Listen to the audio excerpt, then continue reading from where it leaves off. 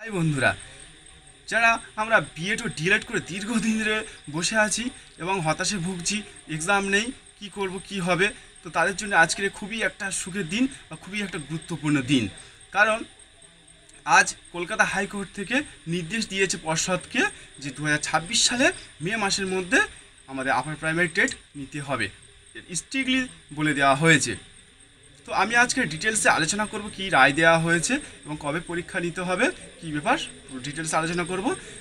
Video শুরু করার আগে অবশ্যই বলবো ভিডিওটাকে লাইক আর শেয়ার করে দাও এবং চ্যানেলকে সাবস্ক্রাইব করে বেল আইকন ক্লিক করে রাখো, যাতে পরবর্তীকালে এমন ইনফরমেশন ভিডিও আনলে তোমাদের কাছে নোটিফিকেশন চলে যায়। চলো শুরু করা যাক।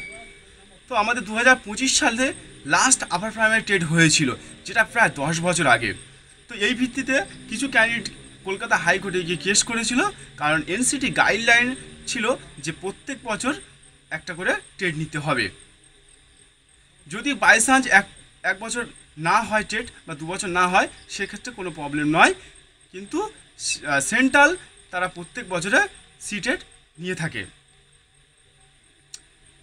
তো সেক্ষেত্রে আমাদের ওয়েস্ট বেঙ্গল পর্ষদ দীর্ঘ 10 বছর 12 বছর চলে যাচ্ছে, কোনো গুরুত্ব দিচ্ছে না। তো কলকাতা হাইকোর্ট থেকে পর্ষদকে একটা হলফনামা জমা দেওয়ার কথা বলেছিল যে এই বিষয়ে তারা কি বলছে, কি বলতে চাচ্ছে। তো সেটা শুনানি আজ ছিল। সেখানে পর্ষদ কোর্টকে জানিয়েছে যে 26,000 একটা চাকরি বাতিল মামলা ছিল, যেটা সুপ্রিম কোর্টে চলছিল। সুপ্রিম কোর্টে নির্দেশ দেওয়া হয়েছে 31শে ডিসেম্বরের মধ্যে তাদেরকে নিয়োগ করতে হবে। তো এই সময়ের মধ্যে অন্য কোনো এক্সাম নেওয়াটা তাদের পক্ষে সম্ভব নয়। তো তারা বলেছে যে 2026 সালে মে মাসের মধ্যে যদি পারে নিয়োগ করতে পারে বা একটা এক্সাম নিতে পারে।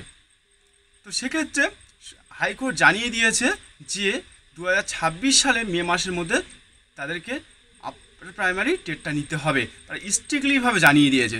তো এর থেকে আমরা বুঝতে পারছি যে 2026 সালে মে মাসের মধ্যে আমাদের আপার প্রাইমারি টেট হতে চলেছে। তো আর দেরি নয়, সবাই লেগে পড়ো, পড়াশোনা শুরু করে দাও।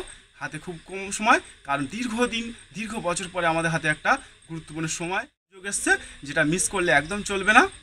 তো এরপরে যে সমস্ত আমি পরপর ভিডিও আনবো, যে আর্টসের জন্য কী সিলেবাস আছে, সায়েন্সদের জন্য কী সিলেবাস আছে এবং কত মার্কস ডিভিশন, কী ব্যাপার, একাডেমি স্কোর থাকছে কিনা, সব ডিটেলস ভিডিও আনবো।